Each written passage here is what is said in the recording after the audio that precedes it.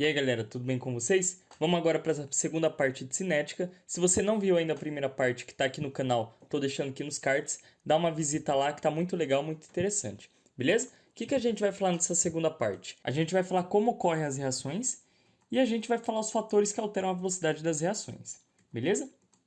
Então, para eu explicar como as reações ocorrem, eu preciso falar sobre a teoria das colisões. Os químicos Max Strauss e William Lewis, eles afirmaram no início do século XX que a ocorrência de uma reação química depende de três fatores. Aqui está o William e aqui está o Max. Esse Lewis não é o mesmo daquela lei da ligação de Lewis, sabe, das bolinhas que uma liga com a outra, não é o mesmo, mas são dois químicos e físicos muito importantes. Então, beleza, depende de três fatores. Quais são eles? O primeiro é um choque efetivo. O segundo é uma orientação favorável. E o terceiro é que a energia dos reagentes seja maior do que a energia de ativação. E aí, a ideia é que no final da aula vocês entendam esse gráfico aqui. Então vamos falar sobre choque efetivo e orientação favorável. A gente vai ter um choque efetivo como orientação favorável quando todos os átomos de uma molécula se chocam com os átomos da outra molécula com energia suficiente para romper as ligações entre os átomos das partículas previamente estabelecidas. Aí eu vou tentar resumir para vocês. Bom, vamos imaginar que aqui são duas moléculas, certo? A gente tem a molécula entre as bolinhas pretas e a molécula entre as bolinhas vermelhas. O que seria um choque efetivo? Seria um choque que tivesse energia suficiente para quando essas duas moléculas batessem, quebrasse essa ligação aqui, ó, quebrasse essa ligação aqui, essa ligação se quebrasse e essa ligação se quebrasse. Isso seria um choque efetivo. Por quê? Porque ele foi efetivo a ponto de quebrar a ligação entre essas moléculas. E a orientação favorável seria o quê? Seria que todos os átomos de uma molécula se chocassem com os outros átomos de uma outra molécula. Então, por exemplo, nessa direção, esse átomo vai se chocar com esse átomo e esse átomo vai se chocar com esse átomo. Ou seja, eles têm uma orientação favorável.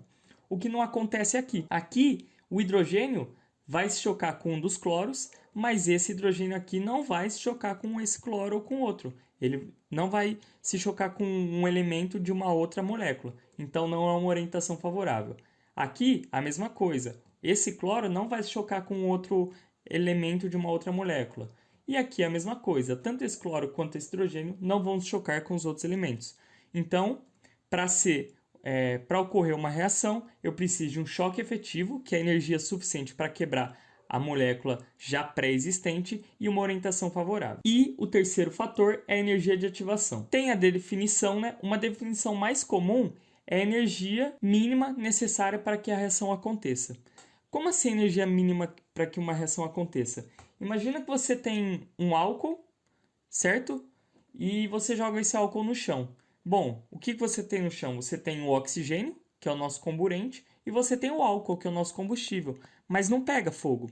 Por que não pega fogo? Porque você precisa de uma energia de ativação. Você precisa de uma faísca, de um fogo, para iniciar o processo de combustão. Então, essa é a energia de ativação. De certa forma, quando a gente fala de energia de ativação, a gente vai falar sobre complexo ativado. Ele vai ser formado após a quebra das ligações entre as partículas e a partir dele o produto é formado.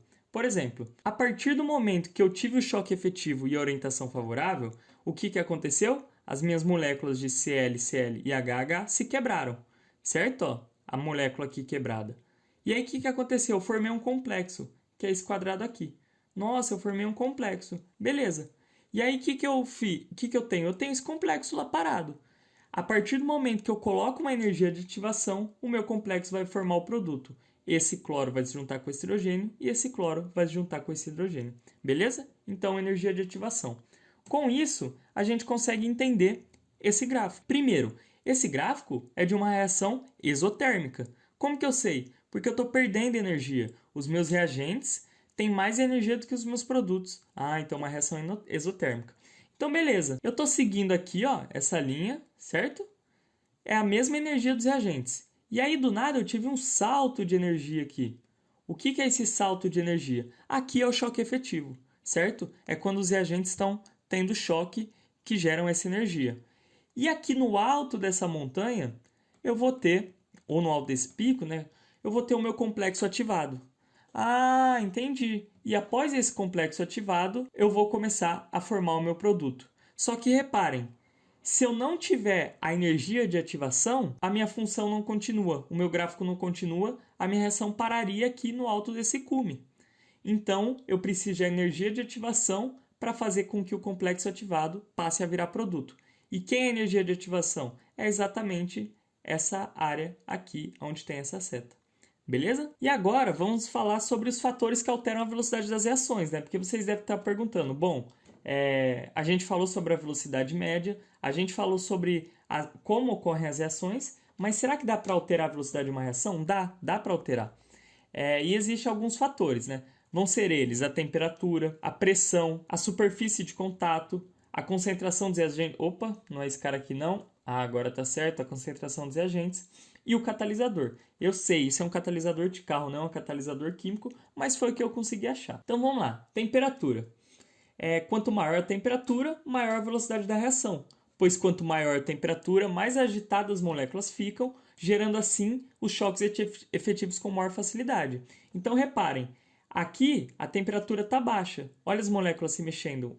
É bem pouco que elas se mexem. Então a chance de eu ter um choque efetivo, de eu ter uma orientação favorável, é muito menor do que aqui onde a temperatura está maior e as moléculas estão se movimentando mais loucamente. Beleza? Temperatura acelera a velocidade. Pressão, muito comum em reações que envolvem gases. E aí vai seguir o mesmo sentido da temperatura, né? Quanto maior a pressão, maior a velocidade. Porque a partir do momento que eu pressiono, eu aproximo mais as minhas moléculas uma das outras, gerando assim uma maior probabilidade de eu ter um choque efetivo e uma orientação favorável. Superfície de contato. Essa eu vou nem explicar, eu acho que vocês já entenderam. Quanto maior a superfície de contato, maior vai ser a velocidade da reação. Por quê? Porque eu vou ter mais meios, mais superfície para os meus reagentes interagirem. Por exemplo, aqui é uma pedra de 2x2. Aqui também é uma pedra de 2x2, só que cortada em 8 quadradinhos. Se eu for somar a superfície de contato, eu tenho 24 centímetros de superfície de contato. Porque 2 vezes 2 vezes 6, 24. Certo? Aqui já não. Aqui eu vou ter 48 centímetros de superfície de contato. Tenho a mesma quantidade de material, mas a superfície de contato está maior. Quer um exemplo? Quando você toma aquelas pastilhas efervescentes. Repara, se você joga a pastilha inteira, ela demora um tempo para se degradar, se dissolver totalmente na água. Agora, se você moe a pastilha ou quebra algumas vezes, ela se dissolve muito mais rápido. Por quê? Porque a superfície de contato que a água tem para interagir com a pastilha é muito maior quando ela está moída. Um quarto fator, né, é a concentração dos reagentes. Aqui eu vou dar um exemplo, certo? Vamos supor, só supondo, tá, que qualquer semelhança com a realidade é mera coincidência, que tem um vírus qualquer aí, e esse vírus ele é respiratório, certo? Ele é respiratório. Então como que eu passo esse vírus para as outras pessoas? Bom, se eu espirro, se eu coço o nariz, se eu tuço e tem alguém perto, esse vírus vai passar pelo ar e vai contaminar as outras pessoas, certo? E eu pergunto para vocês, o que é mais fácil? Esse vírus alcançar uma outra pessoa quando as pessoas estão assim, distantes e usando máscara, ou quando, sei lá, uma pessoa causa uma aglomeração sem máscara, coça o nariz e cumprimenta a outra pessoa? Qual que vai ser a maior probabilidade desse vírus ser passado para outra pessoa? Onde eu tenho maior concentração de pessoas, onde eu tenho maior aglomeração, certo? Então, a concentração dos reagentes vai ser a mesma coisa. Se eu aumento a minha concentração, eu tenho mais átomos, mais moléculas para se chocarem entre si até alcançar um choque efetivo e uma orientação favorável. Então, quanto maior a concentração dos reagentes, maior a velocidade da reação, que é algo que a gente já tinha visto na aula 1. Certo? E para fechar, o catalisador. O catalisador ele age de maneira a reduzir a energia de ativação de minha molécula, ou seja, ele acelera o processo de reação. E um detalhe, né? O catalisador ele não vai reagir com os meus reagentes e nem vai alterar o ΔH da reação, então ele não reage.